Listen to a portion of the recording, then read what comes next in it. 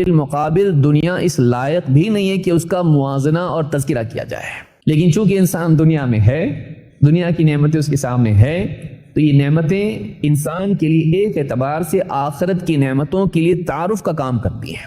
یہ گھٹیا تعارف ہے کہ دیکھو تم کو یہ کتنا اچھا لگتا ہے، ہاں اچھا ہے نا، ہاں اس سے بہت اچھا آخرت میں ہے۔ اگر یہی سامنے نہیں ہوتا انسان کے تو نعمت سمجھتا کیسے، نعمت بولتے کس کو ہے، لذت کہتے کس کو ہے؟ اگر لذتیں انسان کے سامنے نہیں ہوتی تو انسان کے لیے اعلیٰ لذتوں کا تصور مشکل ہو جاتا ہے۔ لہٰذا اللہ رب العالمین نے دنیا میں لذتیں رکھیں اور ان لذتوں کو آخرت کی نعمتوں اور لذتوں کا تعارف بنایا تاکہ انسان کے لیے سمجھنا آسان ہو اور اس کی طلب پیدا کرنا آسان ہو، ممکن ہو۔ لیکن امتحان یہ ہے کہ وہ ان لذتوں کو آخرت کی لذت کے حصول کا وسیلہ بناتا ہے یا ان لذتوں میں کھو کر آخرت سے غافل ہو جاتا ہے۔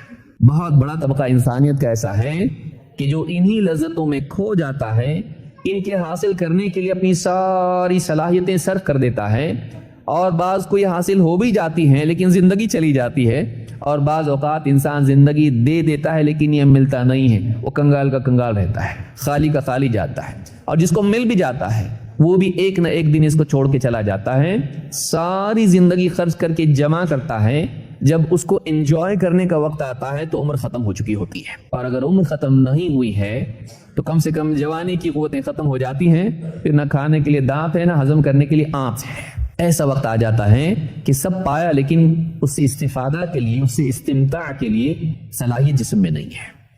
کیا فائدہ ایسی نعمتوں کا جن کے لیے انسان زندگی دے دے اور پھر نعمتیں مل جائیں تو زندگی چھن جائے؟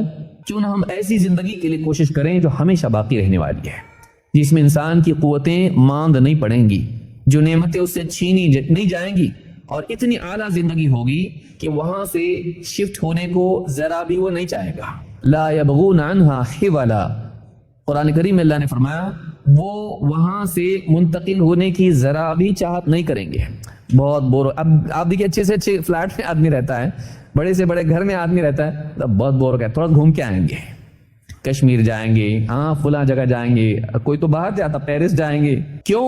اچھے گھر میں رہتا ہے، آگے گارڈن ہے، لان ہے، سب کچھ ہے، جھولے ہیں اور جھومر ہیں، سب کچھ اس کے پاس۔ انسان ایک ہی حال میں رہ کے اکتا جاتا ہے۔ دنیا میں اللہ نے بنایا ایسا ہی اس کو کہ نعمتیں ایک وقت کے بعد میں بوجھ بن جاتی ہیں، ان کی لذت ان میں نہیں ہوتی ہے، حاصل کرنے والے میں ہوتی ہے۔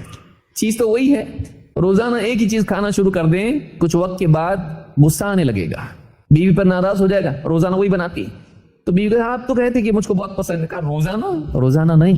نعمتوں کی تکرار ان کی لذتوں کو گھٹا دیتی ہے، یاد رکھیے اس کو۔ ایک ہی چیز بار بار ملتی، وہ بوجھ بن جاتی، وہ تو خراب لگنے لگتی ہے۔ دنیا کو ایسا بنایا اللہ نے، یہاں کا ملنا بھی پریشانی ہے، لگاتار ملنا بھی پریشانی ہے۔ جنت ایسی نہیں ہے، جنت ایسی نہیں ہے۔ جنت میں انسان کبھی بھی بور نہیں ہوگا، جنت کی نعمتیں کبھی بھی انسان کے لیے بوجھ نہیں بنیں گی، بلکہ ہر دن ہر آن ان کے لیے وہ نعمتیں مزید لذت کا ذریعہ بنیں گی۔ لَهُم مَّا يَشَاءُونَ فِيهَا وَلَدَيْنَا مَزِيدٌ، جنتیوں کے لیے جنت میں وہ سب کچھ ہوگا جس کی وہ چاہت کریں، ہمارے پاس اور زیادہ ہے، تمہاری چاہتوں سے زیادہ ہمارے پاس ہے۔ اللہ کا دیدار اور نعمتوں کی کثرت اور ان کا تنوع اور ان کی لذتوں میں اضافہ، یہ جنت ہے۔